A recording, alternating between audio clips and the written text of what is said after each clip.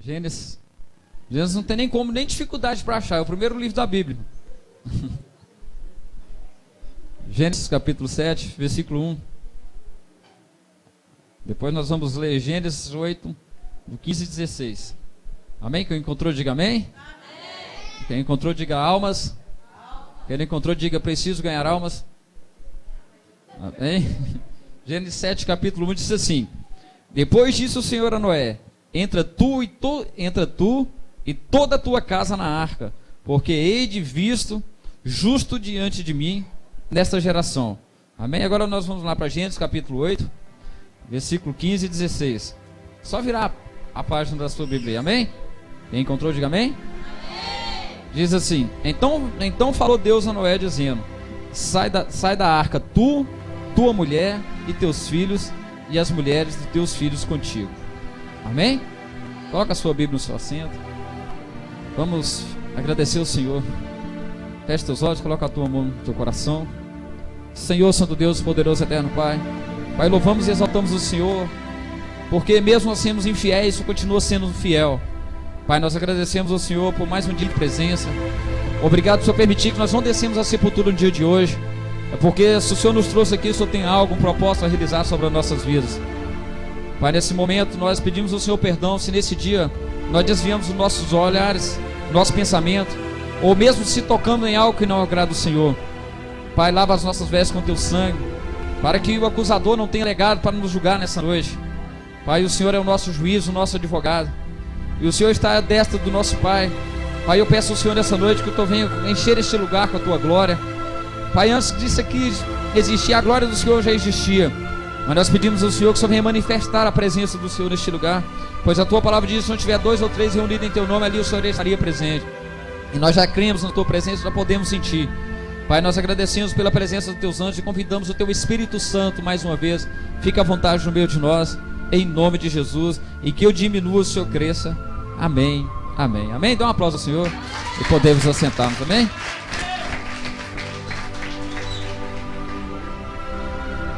Quando falamos de arca de Noé, eu creio que muita gente já viu: não, mas eu já vi essa palavra tantas vezes. Eu mesmo já vi essa palavra tantas vezes.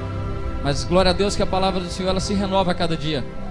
E a Bíblia é o único livro que você vai ler, você pode ler, cansar de ler, e cada vez que você lê, Deus vai te falar algo diferente no mesmo texto e no mesmo versículo, amém?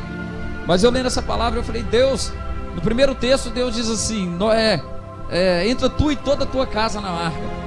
E depois no outro diz: Noé, sai tu, a tua mulher e a mulher dos teus filhos da arca. Eu falei: Deus, mas como é que no mesmo momento o Senhor manda entrar e depois o Senhor manda sair? E eu fiquei pensando, né, lendo, estudando os textos na Bíblia, e diz que quando Noé, Deus ele falou com Noé que ele ia destruir toda a humanidade, porque o pecado do povo cheirava mal diante das tuas narinas, cheirava mal diante do teu trono. E Deus chamou Noé e falou: Noé, eu vou acabar com a humanidade. E a Bíblia diz ali que Deus ele arrependeu de ter feito o homem.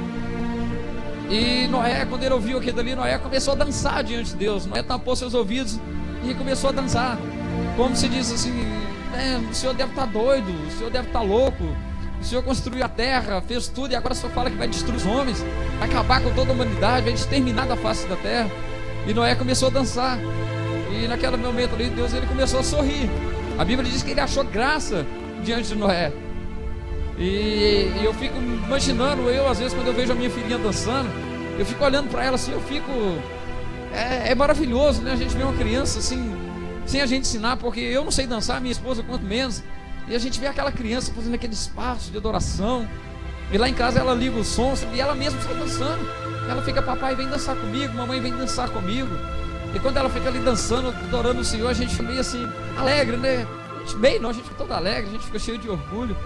E eu fiquei imaginando Deus com Noé ali também. Noé ele começou a dançar, e a Bíblia diz que Deus achou graça diante dos olhos de Noé. E ele falou assim: Noé, por causa de você, eu não vou destruir. Olha só, a gente fica assim: mas Deus falou que por causa de Noé, Deus não ia destruir. Mas Deus mandou Noé construir uma arca, falou assim: constrói uma arca.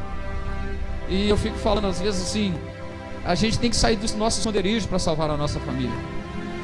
A gente tem que sair dos esconderijos porque a nossa família precisa de nós. E às vezes nós temos que fazer algo para chamar a atenção de Deus. Nada que nós fazemos nós vamos surpreender Deus.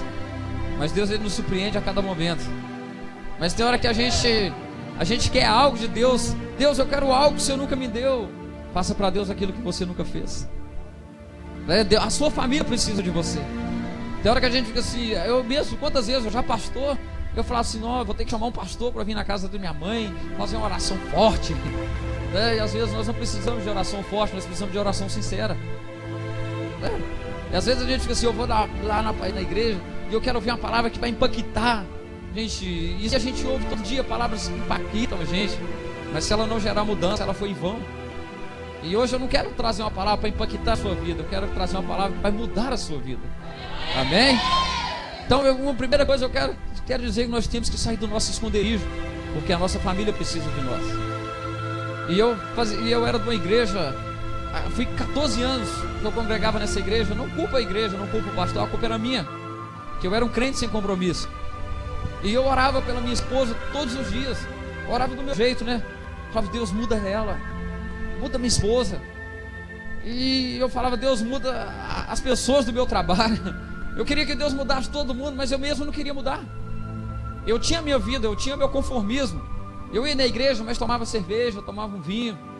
Para mim era tudo normal. Eu saía, eu ia na igreja domingo, eu ficava doido para acabar o culto logo para mim, para as barraquinhas. A festa de quadrilha, eu gostava mais de quadrilha do que do louvor da igreja. E ficava assim, meu Deus, muda todo mundo. Até que um dia Deus falou assim, não, quem tem que mudar primeiro é você. Aí eu comecei a entender. Às vezes chegava na igreja, o pastor, quem está com algum problema, vem aqui para frente, sai do seu lugar, vem aqui para frente. Eu falava assim, eu não tenho nenhum problema comigo. Eu pensava que só as pessoas que tinham problema, mas o problema era comigo, porque o escolhido da minha casa era eu. Não era minha esposa, não eram minhas filhas, era eu. Enquanto eu não saí do meu esconderijo secreto, né? Que a gente tem um esconderijo secreto da gente. Quando eu não saí do esconderijo, Deus não começou a usar a vida da minha esposa. Deus não começou a usar a vida da minha filha. Então, irmão, tem hora que a gente quer que Deus muda todo mundo, mas a gente não quer ser mudado. A gente fica assim, Deus me muda. Ei, Deus não vai descer do céu aqui para te mudar, não. Nós temos que dar o primeiro passo. Nós temos que fazer algo para nós sermos mudados. Falar, Deus, eu coloco diante de ti minha vida. E começa a mudar as nossas atitudes. Se você bebia, não bebe mais. Se você se prostituía, não se prostitui mais. Se você falava mal das pessoas, para de falar. Aí sim você vai ver, você vai estar dando lugar para o Espírito Santo de Deus entrar na sua vida. Porque tem gente que aceita Jesus hoje, né? Eu já vi quantos pastores falaram assim, hoje ele está cheio do Espírito Santo. Só que isso não é verdade. A Bíblia diz que o Espírito Santo de Deus, ele não habita em templo imundo. Quando nós levantamos a nossa mão, confessamos o Senhor Jesus como Senhor, nosso Salvador da nossa vida, naquela hora o Espírito Santo, ele vem em si, mas ele começa a nos limpar, ele começa a nos moldar, para depois ele habitar em nossa vida. É assim que ele faz, ele não pega atalho, né? Muitas vezes nós queremos cortar atalho para chegar até a Deus. Não, eu vou fazer isso aqui, eu chego mais rápido. Não. Jesus, ele é perfeito. Jesus, ele fala que ele vem diante de nós, ele direita os nossos caminhos tortuosos. Ele diz que os caminhos é a verdade e a vida. Então ele não fala, eu sou os caminhos. Ele diz, eu sou o caminho. E é dessa porta estreita. A Bíblia diz que o caminho da salvação é uma porta estreita. Mas para a hora que a gente decide ir para a porta larga, e essa porta larga, ela tem vários buracos nela. Eu sempre digo isso, tem um buraco da bebida, você cai, você levanta. Tem um buraco da prostituição, você cai, você levanta. Tem um buraco das drogas, você cai e se levanta. Mas tem um buraco nesse caminho lá que se chama sepultura. Quando você cai nele ali, não tem mais volta. Porque a Bíblia diz que todo se que respira louva o Senhor. E depois que você cai a sepultura, não tem como mais você louvar o Senhor. Nosso problema é que a gente vai deixando para amanhã. Amanhã eu vou, amanhã eu faço. E eu quero te dizer que o tempo, ele não tem misericórdia. Hoje a gente está assim, a gente começa a olhar, começa a nascer um cabelinho branco, né? Amanhã você olha, o cabelo está todo branco. O seu filhinho nasceu hoje, amanhã você olha, já está moça e rapaz do seu lado. Você fica, meu Deus, eu estou ficando velho. Mas para a glória do Senhor, que na presença do Senhor, ele renova todas as coisas. Amém? Às vezes a gente fica assim, meu Deus, a minha mãe, antes dela converter ao evangelho, minha mãe, você olha uma fotinha dela assim, há uns 30 anos atrás, você fala assim, meu Deus, essa mulher já morreu há muito tempo, né? Olhar minha mãe sem Jesus, toda acabada. Aí você olha com a foto de 30 anos atrás, você pega uma de hoje, você fala assim, essa que é a neta daquela senhora, né? De tanto que Deus, ele renova. Deus renova nossas forças. Eu cheguei na igreja ontem, o pessoal, nossa pastor, parece que você está 15 anos mais jovem. Eu falei, obrigado. Obrigado, você está parecendo um menininho de 15 anos. Eu falei, obrigado. Obrigado. Mas quem dera se eu tivesse só isso. Mas vamos seguindo. E quando Deus falou com Noé, você vai construir uma arca. Noé pensou assim, meu Deus, construir uma arca? Nem chovendo tá. E a gente, às vezes, quando nós lemos a Bíblia, nós pensamos assim, que Deus mandou Noé construir uma arca, e a arca construiu, a água veio. Mas só que eu estudando a Bíblia, eu vi que Noé demorou 120 anos para construir a arca. Aí a gente fica assim, Deus é mau, né? Deus mandou Noé construir a arca e já mandou a chuva logo. Não, Deus deu 120 anos para aquele povo se arrepender. Foram 120 anos Noé pregando a palavra todos os dias. E as pessoas zombando dele. Você está doido? Nem chovendo, tá? Vai cair um dilúvio. E Noé todos os dias. E eu creio que muitas vezes até os filhos dele, pai, o senhor está doido. Mas ele está ali obedecendo. Muitas vezes obedecer não é concordar. Eu creio que muitas vezes, né, nós recebemos ordens, a gente até não concorda, mas a gente obedece. Porque o próprio Deus disse, Deus tem mais prazer em obediência do que em sacrifício. Muitas vezes a gente sacrifica porque a gente não quis obedecer. Deus nos chama a gente todo inteiro. Mas tem hora que a gente prefere ir todo quebrado, todo moído. Eu louvo a Deus, né? Um dia eu estava conversando com o meu apóstolo, e a gente vendo um testemunho de um ex-jogador de futebol, e ele falando que ele teve que perder tudo. Teve que perder a família, teve que perder dinheiro, perder tudo para ir para a presença de Deus. E eu disse para o apóstolo, falei assim, louva a Deus que nós só temos a ganhar. A gente não precisou de perder nada. E eu ficava olhando as pessoas, quando às vezes sai da presença de Deus, falam, não, eu perdi muitos anos naquela igreja. E eu falo, eu perdi muitos anos nesse mundo aí. Então assim, eu tenho que lutar mais. Eu sei que pessoas perderam porque, às vezes por negligência minha, às vezes não quis pregar o evangelho. Não adianta nada, né? O apóstolo Paulo, ele está falando no congresso, hein, pastor? Não adianta nada a gente vestir pano de saco, não adianta nada a gente andar barbudo, fazer jejum, não que seja errado, e não pregar a palavra de Deus. Às vezes é melhor, às vezes eu tenho um discípulo meu, eu tenho que pedir ele perdão, porque ele acreditou mais em mim do que eu acreditei nele. Ele não sabe ler, não sabe escrever, e ele me deu um abraço um dia e falou assim, pastor, pode contar comigo que deve é. Ele me deu um abraço, sabe, eu fiz igual aquele apóstolo Paulo na falsidade. Eu abracei ele, na hora que ele virou as costas, eu falei, eu queria tanto acreditar. Queria tanto acreditar. Porque às vezes, nesse processo, as pessoas vão ferindo a gente. E na hora que ele me abraçou, ele falou, pode contar comigo porque deve é. E eu doei ele para o outro 12 da igreja lá.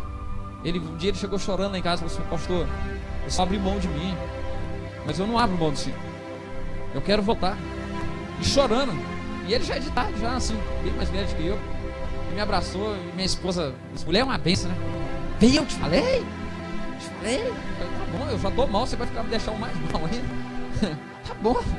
Fui lá e abracei ele, sabe? Falei, não, você me perdoa. E hoje é um discípulo meu que dá mais fruto.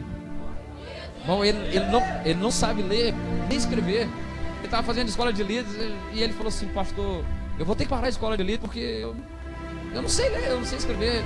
Correu ali, matriculou na escola e está estudando. E sabe como é que ele faz? Ele pega a Bíblia, sabe? Ele chega nas pessoas, pede a pessoa para abrir uma Bíblia. Nem seguir para mim. As pessoas leem e ele começa a pregar em cima daquilo Bíblia. Deus começa a usar ele. E ele chegou com um rapaz lá que era traficante lá. E na hora que eu vi ele dando ordem para aquele rapaz, eu falei, meu Deus, esse gente. Ele falou assim, aqui ó, você não vai ficar aí na vila não. Acabar a cela aqui, você sobe sua casa rápido. Rapaz, tá bom, pastor Edivaldo. Rapaz, chamei de pastor, tá bom, pastor. E ele chegou na igreja agora com a turma lá agora, antes de eu vir para cá. E eu fico olhando assim, e no lugar que a gente perde ele para ir, sabe, ele vai. Ele tá tão assim, doidão com Jesus, que o cara um dia desceu do banco só metendo óleo no centro de macumba. Falei, não faz isso não, e chegou na igreja todo encaroçado. Aí eu tô esperando ele vir em mim, ele falou assim, eu falei assim, o que foi? As pessoas já tinham me falado, eu falei assim, varão, você tá subindo pro monte, você não tá falando nada comigo. Você vai no centro de macumba lá, ungiu o centro de macumba sem falar nada comigo, você é doido. Eu falei, pode perguntar ao apóstolo, tudo que propósito que eu vou fazer, eu falo com ele, para ele me cumprir em oração. Ele perdoa, pastor, perdoa. Mas não impede eu de ir no monte, não. Eu gosto de ir, eu falei, pode ir. Mas toda vez que você for, você me fala para me estar te cobrindo de oração. E essa semana ele voltou lá no centro de macumba e tacou de novo. E não está encaroçado. Glória a Deus. Ele é uma bênção. Então assim, ele acreditou mais em mim do que eu acreditei nele. Então assim, às vezes as pessoas são assim também. Tem gente, às vezes você está aqui, às vezes nem você está acreditando em você, mas a sua família está acreditando em você. Então nós temos que sair do nosso esconderijo. Imagina se Deus, quando Deus falou com Noé constrói uma arca. Deus, na mesma hora que Noé construiu uma arca, Deus não falou para ele que a família dele ia entrar. Mas na hora que a arca estava pronta, Noé acreditou no plano de Deus. E eu quero dizer que o projeto de Deus é família. Deus ama a família. Jesus, quando ele estava lá para morrer já na cruz, ele chamou Maria e os irmãos dele e disse: mulher, tá aí os teus filhos. Filho, tá aí a tua mãe. Porque Deus, ele preserva a família. A família é a base de tudo. Não tem ninguém que está mal na família vai estar bem na igreja, vai estar bem no trabalho. Às vezes a gente fala assim: problema de igreja, problema de casa, problema de empresa. Quem dera, irmão. Se a gente, cada lugar que a gente fosse, a gente poderia deixar uma cabeça diferente, né? Isso não é. Se você não estiver bem na sua casa, você não vai estar bem em lugar nenhum. Eu aprendi a família. Eu disse para minha professora, eu falei assim: Cristina, como que eu vou ganhar minha família para Jesus? Ela falou assim: testemunho. Tornei a perguntar, falei: Cristina, como que eu vou ganhar minha família para Jesus? Ela: testemunho. E na terceira vez eu me senti igual o Pedro, eu já fiquei nervoso com ela. Falei: Cristina, você não está me entendendo. Como que eu vou ganhar minha família para Jesus? Ela: testemunho. E eu fui embora com raiva, porque não era a resposta que eu queria ouvir. Eu pensei que ela ia falar: vai dar uma oferta, vai no monte, né? Ora, eu queria ouvir isso. Aí eu entendi que para nossa família a gente não prega, a gente tem que dar testemunho. Aí eu comecei, e eu chegava na minha família, eu queria pregar. Vocês têm que ir na igreja hoje. Eu pensava que minha família sim, da parte da minha mãe. Eu falava assim: vocês têm que ir na igreja hoje, foi um pastor lá que vai dar uma palavra. Aí um dia minha esposa chegou e falou assim: quando você for lá na casa da sua mãe, não fala mais de Deus lá, porque eles falaram que você tá chato pra caramba. Quando você chega lá, eles todos já estão querendo sair de lá. Aí eu fiquei mais nervoso ainda. Eu falei: que eles são crentes, né? Desculpa a expressão, merda nenhuma. São crente nada. Os povo fala que é crente, mas ninguém é crente nada. E fiquei nervoso com aquilo dele. E depois eu comecei a orar. Aí eu chegava lá na casa da minha mãe, doido para falar de Jesus, mas eu travava, ficava calado. Aí foi através da minha vida, da mudança da minha casa, da minha família, que eles viram, né, que eles começaram a me seguir. Hoje está lá, né? A minha irmã que mais me criticava está na mesma igreja que eu. A minha irmã que mais me criticava, hoje ela fala assim: ora por mim. Então é assim, irmão, não adianta nada a gente ficar falando que Deus fez, que Deus faz. É melhor deixar eles verem. É melhor deixar as pessoas verem de nós o que Deus verdadeiramente está falando na nossa vida. A Bíblia diz que a mulher santa, através da sua santificação, ela santifica o seu esposo. O marido santo, através da sua santificação, ele vai santificar a sua esposa. Então só se santifica, só se santifica. Deixa o resto Deus faz. Porque tem hora que a gente vai querer fazer da nossa própria mão, da nossa própria força, nós vamos sair frustrados. Porque a gente faz o bem esperando receber o bem, não é? O nosso amor, ele é muito interesseiro. A gente quer amar quem ama a gente. E a Bíblia nos ensina totalmente o contrário. Se você amar quem te ama, é muito fácil. Deus lá de fora faz isso. A Bíblia diz para nós orarmos por nossos inimigos, antes meus vizinhos me perseguirem mais. Eu comecei a orar a Deus, falei: Deus, repreende aquele demônio que está na vida dele. No outro dia eu saí na rua, ele: bom dia, pastor. Eu: bom dia. É assim, irmão. Não é por muito falar que as pessoas vão, né? Não é por muito falar que as pessoas vão ver a santidade de Deus na nossa vida. É através da nossa atitude. Mas ali, quando Deus disse: Noé, vai lá e faz a arca. E Deus, Noé, 120 anos pregando a palavra de Deus. 120 anos. Porque Deus, ele é amor, ele é longanimidade, ele é temperança, ele é domínio próprio, né? Deus, ele tem paciência, meu, em te esperar. Só que tem hora que ele pergunta: há quanto tempo? A Bíblia diz, né? Nós gostamos de pegar aquela palavra, né? Jesus disse: vinde a mim como estás. Eu vou do jeito que eu estou. Certa vez, né? Tinha uma mulher. Imagina você, né? Vou colocar você no lugar dessa mulher. Você tem a sua casa lá, toda arrumadinha, lindinha, lençóis branquinhos, a casa toda perfumada, amém? Aí de repente chega um mendigo lá, tá lá no seu portão. Aí diz assim: me dá um prato de comida. Como um bom filho de Deus, né? A gente vai falar: não, tá aqui o prato de comida. De repente ele vira: não, eu quero comer sentado na sua mesa. E aquele mendigo tá todo sujo, né? Fedendo mesmo, ali fez fezes na roupa, todo sujo, com aquela mão suja, descalço. Aí de repente aquele mendigo fala: eu quero sentar na sua mesa. Aí você, né, como um bom servo de Deus, uma serva, você diz: não, pode entrar, senta na minha mesa. De repente você fala: não, mas toma um banho antes. Ele: não, eu quero comer assim mesmo. Aí de repente você, como servo, uma serva de Deus, você diz: não, pode comer então. De repente ele vira para você: eu quero dormir aqui na sua casa hoje. Imagina seus lençóis branquinhos. Você, a primeira coisa, né, ele diz: não, toma um banho, está aqui uma toalha, um sabonete. Não, eu não quero tomar banho, quero dormir aqui do jeito que eu estou.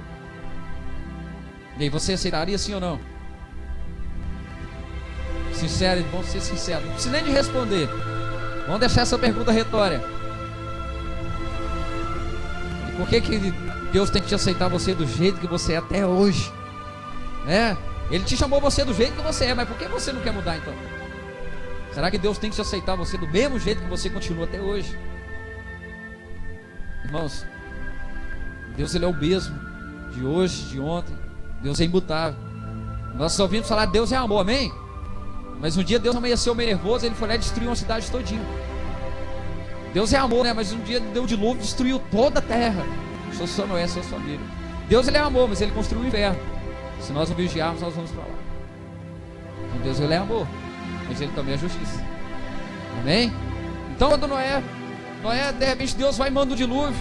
Aí Noé ficou ali na arca, né? Deus mandou, entra tu e tua família na arca. Noé entrou ali. E eu estava olhando Deus, os dilúvios durou 40 dias de chuva. Mais 150 dias que a água ela, como se diz, ela permaneceu na terra. Mais 8 meses para a terra secar. Vê quanto vai dando isso aí. 8 meses, mais 150 dias, mais 40. Tudo isso dentro do ar. E eu, viajando assim na Bíblia, eu vi que esse tempo todo, eu creio que aqueles animais, eles foram se reproduzindo dentro da arca. Imagina o mau cheiro que estava ali. Imagina você com sua família confinado dentro de uma arca ali. Imagina as discussões que não tiveram.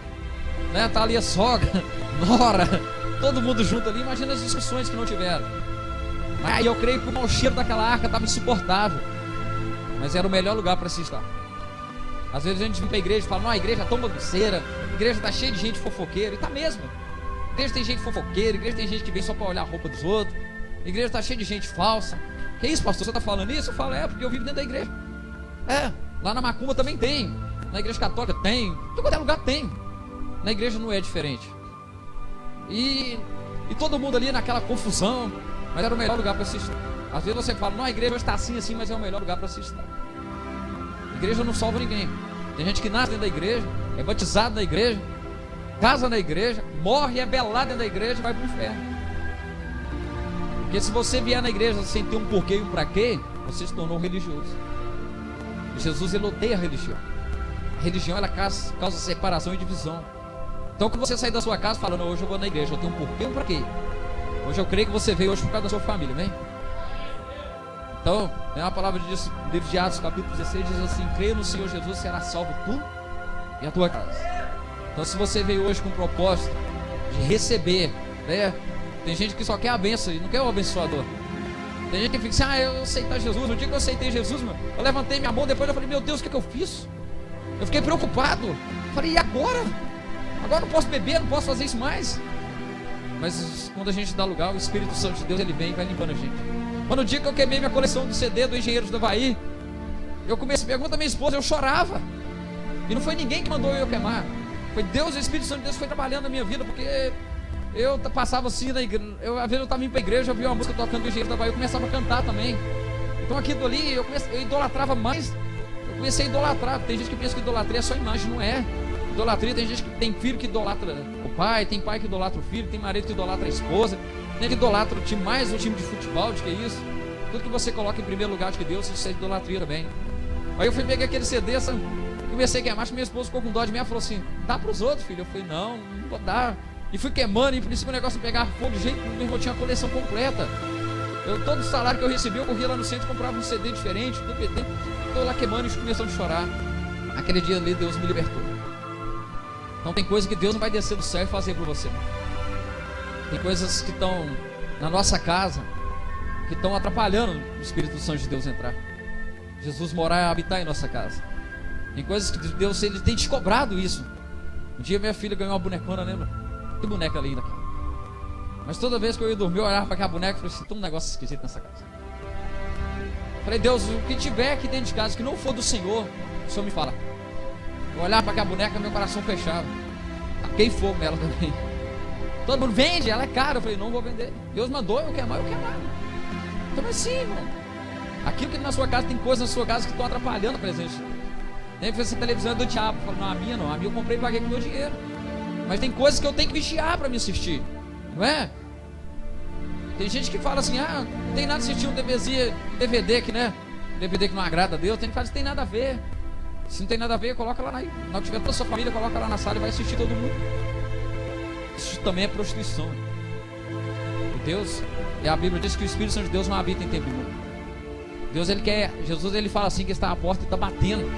Toda hora Jesus está batendo na porta do seu coração. Mas se você não abrir, ele não entra. Mas se ele entrar, ele vai colocar tudo em ordem. Aí sim ele vai habitar na sua vida. Amém? Tem gente que vem na frente, sabe, começa xalabaxaia, reteté, xalaplaté. Isso aí não mostra nível nenhum de santidade. Não mostra.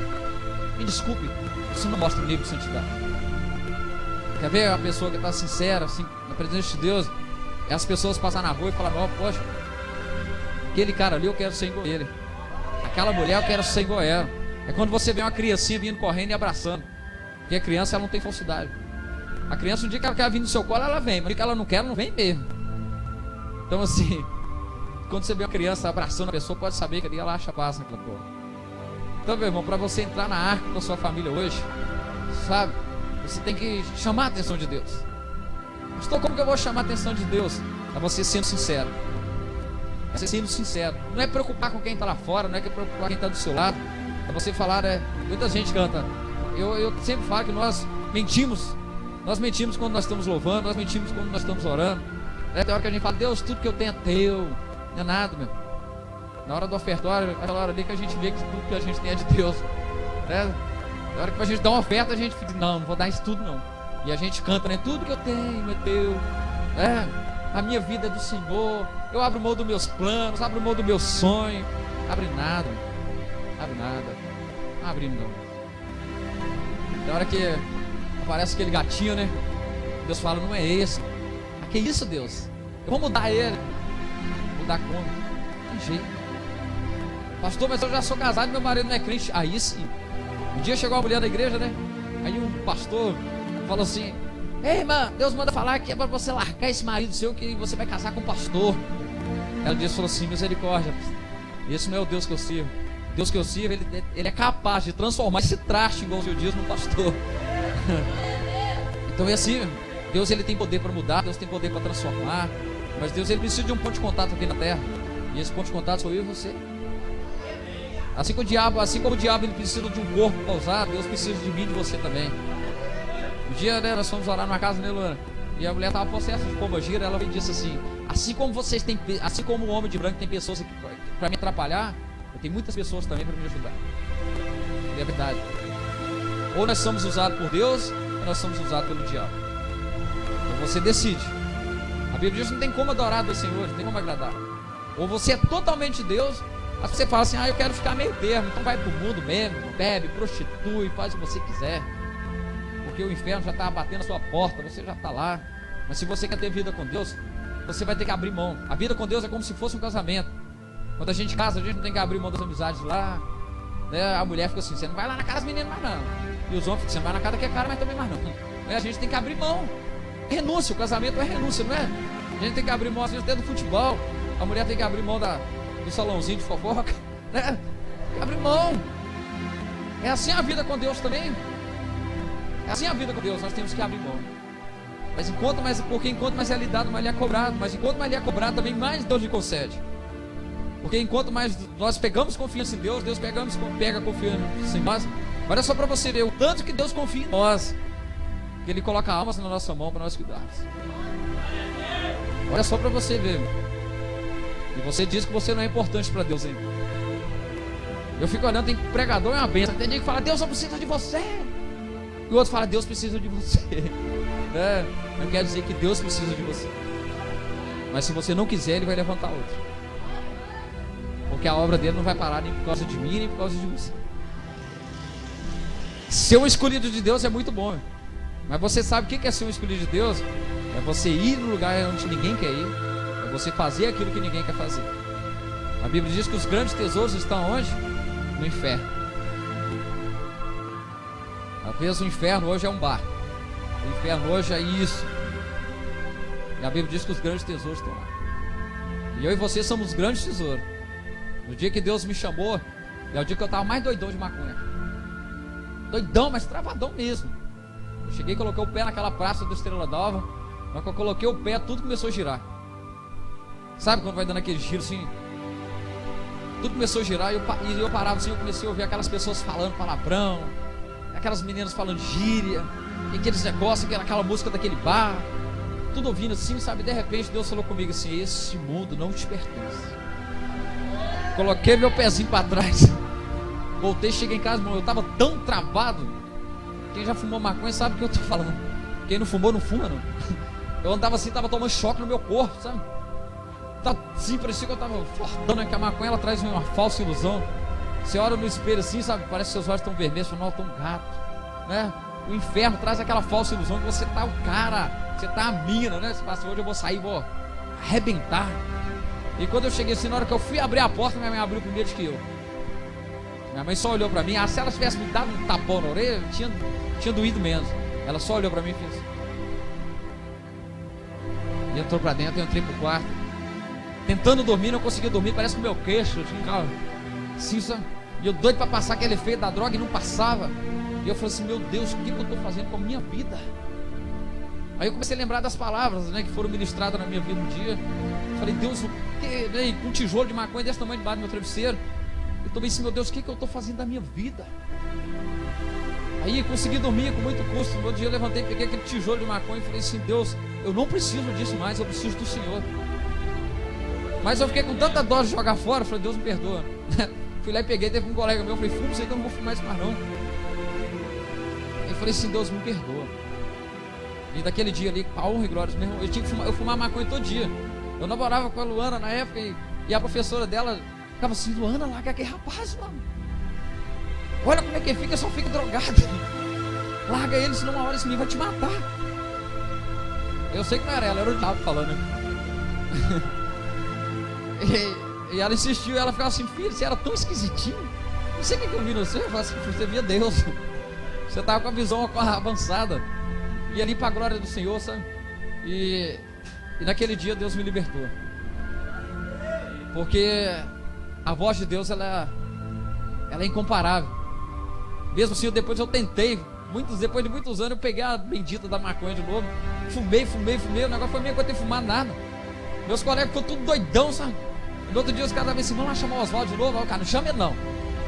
Esse cara era mal maconheiro. Ele fuma, no treino não faz efeito nem mais não. Eu falei assim: não sabia que Deus estava na minha vida. Sabe por quê? Porque tem hora que a gente volta lá. Tem hora que até Deus que permite a gente voltar, pra gente ver que aquilo não pertence a gente mais. Então, meu irmão, tem hora que a gente fica assim, né? Ah, Deus nos deu o livre-arbítrio. Mas quando nós aceitamos Jesus, nós não temos mais livre-arbítrio.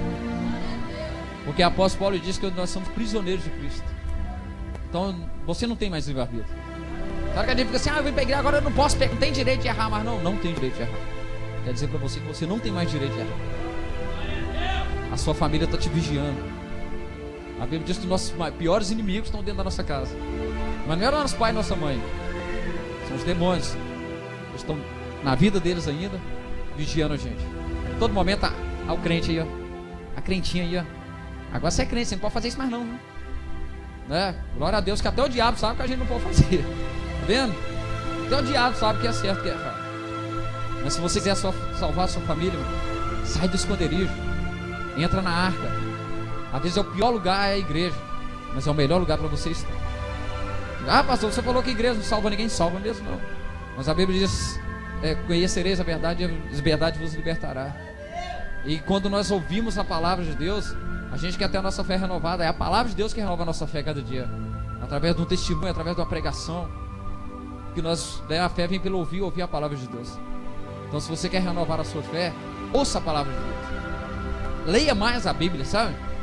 Tem gente que fala assim: eu fiz um propósito de televisão, mas não lê a Bíblia. Se você fez em vão, me desculpe, você está fazendo em vão. Aí eu parei de fazer isso, parei de fazer aquilo. Mas se você não lê a Bíblia, tem gente que fala assim: nós vamos vencer o de Satanás é pela palavra, amém. Mas a palavra sem santidade também não vale nada. Então procura ler a palavra, procura santidade. Você vai ver que você vai abrir mão de coisa. Muitas pessoas vão te condenar, vão falar. Mas eu quero só dizer: sabe por que Satanás odeia eu e você? Porque nós vamos morar num lugar que ele desprezou. Amém? Nós vamos morar no céu, meu irmão. Nós não somos cidadão aqui dessa terra, né? Nós somos como se fosse um extraterrestre, né? Olha pro irmão e a irmã que está do seu lado, você vê como é que ele é diferente. Só falta só anteninha, né? Nós não somos dessa terra, né? Nós nascemos aqui somente para agrupar, para ganhar mais almas para Jesus. Deus colocou eu e você aqui com a missão de saquear o inferno e povoar o céu. Amém? E quando Deus disse: Noé, sai tu e a tua família da arca. Sabe por quê? Deus quer te tirar lá do mundo e quer te colocar num lugar seguro. E o lugar seguro é os braços do Pai. Da mão do capeta Deus te tira, mas da mão de Deus, pode juntar o inferno todo. Um dia a gente foi numa casa lá, manifestou uma mulher possessa. Quando a gente chegou, aquele demônio, ele falou assim: vocês são anjos? Eu falei assim: sou mais um pouquinho. Eu sou filho de Deus. Não preciso nem dizer o que ele disse, né? Desgraçado. O desgraçado é você. Eu tenho a graça de Deus. Então é assim, sabe? O inferno tá doidinho pra te matar. Tem gente que chega assim, ainda tem aquelas revelações, né? Ei, meu irmão, o capeta tá se levantando contra a sua vida. Eu falo: meu filho, Deus deu nascer, já tava se levantando. Fala outra, que o diabo tá doido pra te matar. E eu conto a outra, que essa eu já sei. O que mais? Tem gente que diz: não, pastor, eu tenho luta demais. Eu descobri, meu irmão, quanto maior a sua luta, maior a vitória, né? E quanto mais o diabo tá te perseguindo, é porque ele sabe o plano de Deus na sua vida. Se o diabo tá doido pra te matar, dá glória a Deus, meu irmão. Essa luta tá aumentando. Eu, quando os outros falam assim: nome, vigia, o diabo tá se levantando com uma grande fúria sobre a sua vida. Eu falei assim: louvado seja Deus, eu botei uma grande vitória. É sim, irmão. Essa semana, a gente tava barbuda aí, esquisitão, né? A pessoa chamava a gente até de mendigo na rua. Na hora que a gente sentava fazer a hora de almoço, os outros jogavam moedinha em nós. Isso é brincadeira, só pra quebrar a gente, né? E a gente estava orando por famílias. E eu falei: Deus, eu moro na Vila Mariana. Eu já tentei mudar de lá várias vezes, meu. Deus falou: não é a hora. Deus usa uma pessoa, de longe vem pessoas e falam assim: ó, Deus falou para você que não é a hora. Eu falei: então tá bom, Deus. Eu não concordo, mas eu obedeço. Aí tem um pai de santo lá, pai de santo e homossexual ainda. Eu falei assim: eu vou ganhar esse cara para Jesus. Aí um dia eu falei na cela que eu ia abraçar minha esposa. Você não pode falar isso. E ele falou que eu sou bonito, né? Que eu sou pastor delícia. Eu falei: amém. Eu sou Jesus dele. Você pode falar. Quanto mais ele me amar, melhor é pra ele. Pra mim é melhor, né, não? Aí eu falei assim: eu vou parar uma hora na rua, vou dar um abraço nesse cara e vou falar pra ele que eu amo ele. Minha esposa: vai fazer isso, o cara já é doido com você. Eu falei: não interessa, que ele fica mais doido ainda. Mas eu ganho ele pra Jesus. Eu não tô nem com os outros pensam de mim. Aí ontem, sabe, a gente tava, assim que eu cheguei lá em casa da igreja, aí a discípula da minha esposa falou com ela assim: que ó, ele chama o Jefferson. Assim, o Jefferson falou assim que é pra você e o pastor orar por ele. E orar muito pra ele mesmo. Não é pra vocês parar de orar por ele. Eu falei: amém. Eu amo ele mais ainda. Eu amo ele mais ainda. Sabe por quê, meu irmão? Nossa luta não é contra carne e sangue. Imagina a gente ganhar um cara desse pra Jesus, mano. A Bíblia diz que vai ter festa no céu só quando uma alma se converte. E eu quero fazer muita festa no céu. E eu disse: eu vou abraçar ele. Hoje eu passei perto dele, sabe? Só que na hora que eu passo, ele abaixa a cabeça e ele me trata sério. Hoje eu passei perto dele, lá dentro do bairro. Amém. Na hora que você chegar mais perto de mim, eu vou te abraçar. Vou abraçar ele. Um dia manifestou um capeta lá, meu irmão. E o capeta falou que não saía de jeito nenhum. E eu falei: meu Deus. Sabe quando você vai pro campo, você fala: oh, Deus, se tiver algum pecado na vida, o senhor fala aí pra eu me pedir perdão, porque tá difícil. Tem hora que a gente pensa que o problema é com a gente, mano. Tem gente que fica assim: não, nunca. Eu fico doido pra aparecer uma pessoa dessa na reta, na manifestar um demônio. Tem gente que fica assim: eu não concordo com esse negócio de ficar conversando com o capeta. Eu falei: eu não concordo também, eu não gosto. Mas você manda ele embora, ele cair. Você manda ele embora, ele não cair. E eu tô lá, 1, 2, 3 horas. E veio todo mundo, orou, com minha mão na cabeça. E ele falou assim: eu não saio. E pronto. Eu falei: quer saber uma coisa? Eu juntei aquele rapaz e abracei ele. Ele começou a dar soco em mim, mas graças a Deus, todo mundo que tá de fora pensou que ele tava me machucando, mas não doía. Eu abracei ele, comecei a falar no ouvido dele: eu te amo, eu te amo, eu te amo. Aí o capeta: não sei o que, seu nome. Eu falei: eu não estou falando com você, capeta, eu estou falando com ele, porque eu amo ele. Eu fui ministrando na vida dele. De repente, o rapaz foi liberto. Sabe por quê? Aleluia. Esse aplauso é para o Senhor, pode ser mais forte. Amém? Porque a palavra do Senhor diz em 1 Coríntios capítulo 13: ainda que eu falasse a língua dos anjos, ainda que eu tivesse o dom de profetizar, ainda que eu fazesse, mover o céu, se não tiver amor, meu, nada. Então você começa a olhar as pessoas com amor, sabe? Tem gente que fala assim, o profeta não tem honra na sua casa. Mas Jesus, ele veio para quebrar esse paradigma. Jesus na equipe dele tinha a mãe dele. Jesus na equipe dele tinha os irmãos dele. Todos honravam ele. Então o profeta tem honra na sua casa. Se você não está tendo honra na sua família, é porque você não saiu do esconderijo ainda. É porque você não colocou na posição de profeta. Então se entra na posição de profeta. A sua família precisa de você. A sua família está pedindo socorro. Não espere o pastor, a pastora ir lá na sua casa, não. Seja você mesmo o pastor e pastor da sua família. Ah, pastor, mas eu sou tão pequenininho. E daí Davi também era o menorzinho da casa dele. Sabe, Deus, ele quer sonhar com seus sonhos. A Ana, um dia ela pediu a Deus um filho, não foi isso? A Ana entrou no templo lá e começou a chorar. E eles pensaram que ela estava até embriagada. Mas ela tinha um sonho de ter um filho. Ela disse, Senhor, se o Senhor me der um filho, eu devolvo ele para o Senhor. E Ana teve um filho chamado Samuel. Ana queria um filho, Deus queria mais que um filho. Ana queria um filho, Deus queria um profeta. Ana queria um filho, Deus queria um sacerdote. Ana queria um filho, Deus queria um juiz. Então é assim, Deus vai sonhar nos teus sonhos. Amém? Quem sonha em ter a sua família na presença do Senhor? Amém? Se eu estiver, eu quero orar por você. Amém, amados? Deus, ele vai sonhar nos seus sonhos. Não deixa de sonhar, não. Vai ter pessoas, né, assim como José, os próprios irmãos deles queriam matar o sonho dele. A minha família um dia queria matar meu sonho. Um dia eu fui chamado de pastor de merda.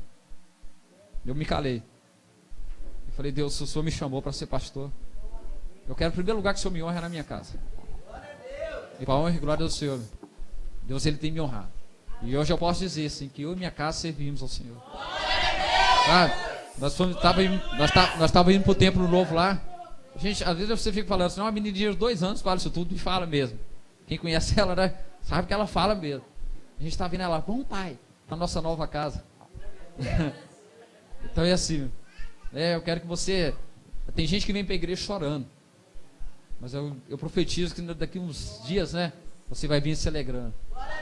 Então é assim, mano. Não deixe de sonhar. Não para de sonhar, não deixa ninguém calar seu sonho, não. Os outros falar que você não pode, a Bíblia diz, posso todas as coisas naquele que me fortalece. Sabe, às vezes as pessoas vão tentar, às vezes a pessoa, né, Satanás, ele vai usar a pessoa mais próxima de você para dizer que você não é ninguém, só. Você não pode, você é fogo de palha. Deixa eu falar, meu. Deixa eu falar. Tem hora que o diabo fica doido para a gente abrir a nossa boca, para ele pegar as nossas palavras e ir contra nós depois.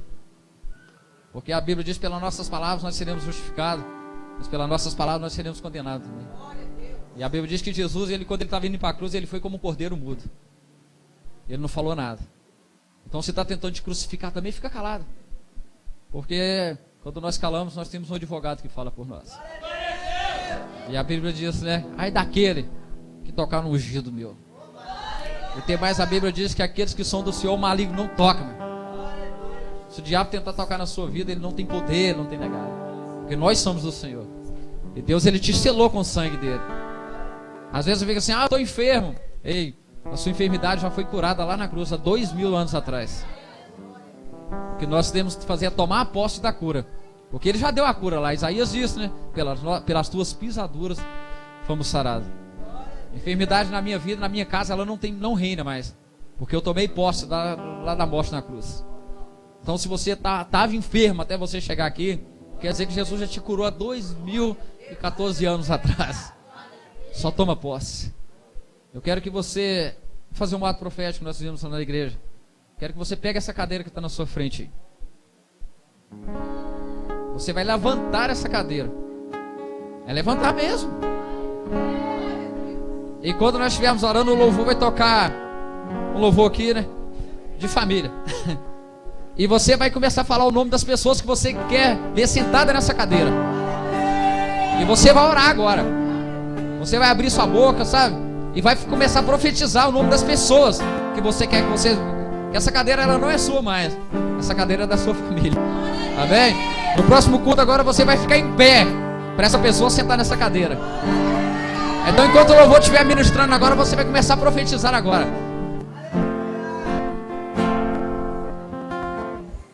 Feche seus olhos e começa a profetizar. Te agradeço